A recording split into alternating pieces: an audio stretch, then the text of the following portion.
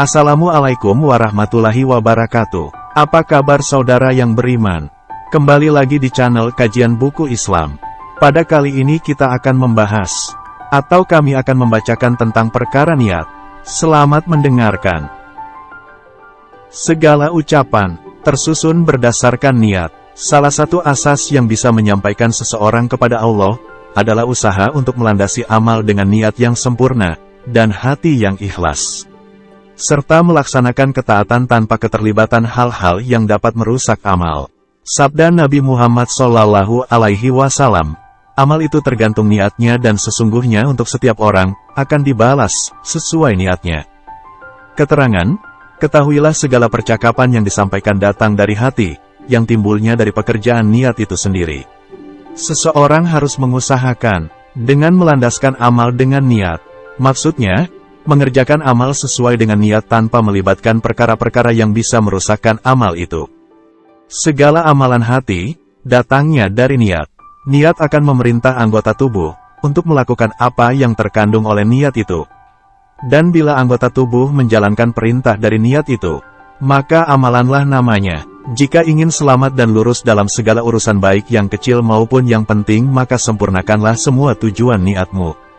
Berikut adalah cara apabila diikut panduannya, insya Allah akan tetap pada jalan yang lurus. 1.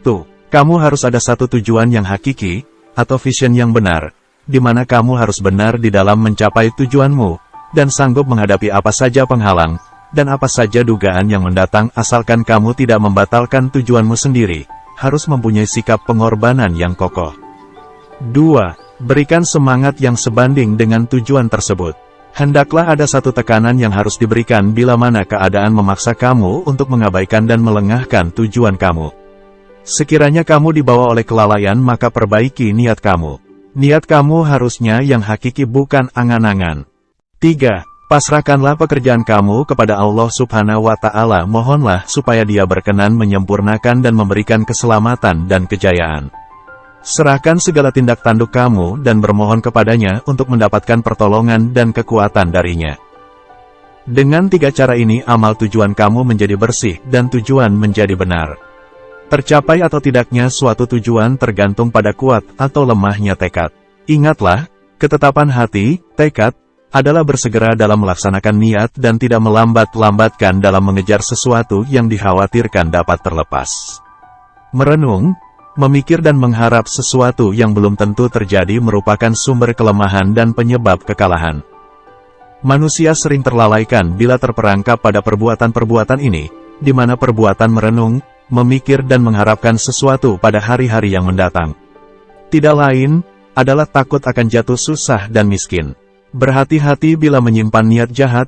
Niat itu akan mengerahkannya untuk melakukan kejahatan yang kadang kala akibatnya lebih buruk dari yang diniatkannya. Jangan melakukan ketaatan dengan hati yang lalai, baik dalam sholat, bertasbih, membaca Quran, bersedekah.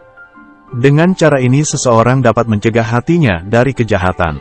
Ulama ada mengatakan, barang siapa berzikir kepada Allah dengan lalai, Allah akan berpaling darinya. Contoh kepada kita, sekiranya kita bercakap dengan teman dan teman tidak memandang, mendengar dan pandang pada tempat lain, apa yang kita akan buat pada teman itu? Orang yang ingin berbuat kebajikan tapi tidak mahu menaruh perhatian, tekan, pada perbuatan yang akan dilaksanakan dan dalam hatinya tidak terbetik niat untuk mengamalkannya, maka keinginannya itu hanyalah sekedar angan-angan, bohong belaka, tipuan dan tidak memiliki dasar dan tidak juga menjanjikan pahala.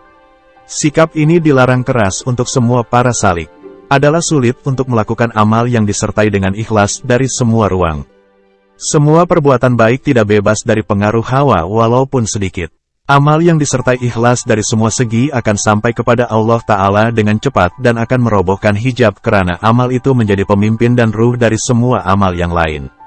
Amal semacam ini dapat dicapai melalui mujahadah dan kerja keras karena suatu amal yang ikhlas, nafsu sama sekali tidak memiliki peranan. Salah satu contoh amal yang ikhlas dari semua segi adalah sedekah yang diberikan tanpa mengharapkan pujian dan hinaan. Demikianlah keikhlasan hati. Jika amal berupa sholat, maka keikhlasan sejati yang dimaksud adalah kehadiran hati sejak awal hingga akhir sholat. Kehadiran hati ini dapat dicapai dengan memusatkan, menekan pada tumpuan, segenap pikiran sehingga hati tidak sedikit pun lalai dalam sholat yang sedang dikerjakan. Perkara ini tentu sangat sulit dilakukan, tapi demikianlah amal yang ikhlas secara hakiki mahu ataupun tidak. Jika kamu ingin memperbaiki hubunganmu dengan Allah Ta'ala, hendaklah kamu berniat dengan benar dan memelihara semua amalmu, maka Allah akan melimpahkan kurnia-Nya kepada kamu, meliputi kamu dengan inayahnya dan membuat kamu dapat merasakan kenikmatan dalam bermuamalah dengannya sehingga hati kamu menjadi lapang dan kamu akan mencapai istiqomah dalam ketaatan. Di samping itu, kamu akan memperoleh ilmu yang membuat kamu dapat melihat segala sesuatu sesuai hakikat, melihat keajaiban alam malakut, mengetahui rahasia makhluk dan ragam perilaku mereka yang menakjubkan sehingga kadang kala kamu dapat menyaksikan pada diri seseorang sesuatu yang ia sendiri tidak melihatnya.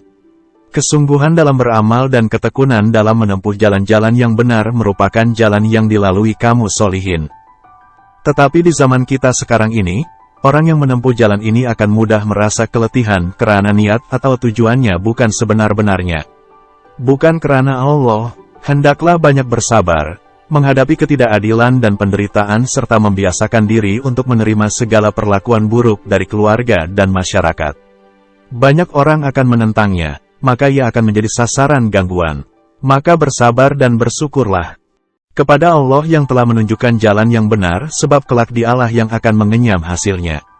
Hati-hati, hendaknya kamu jangan meneliti, melihat, mengkaji dan menceritakan kesalahan orang lain.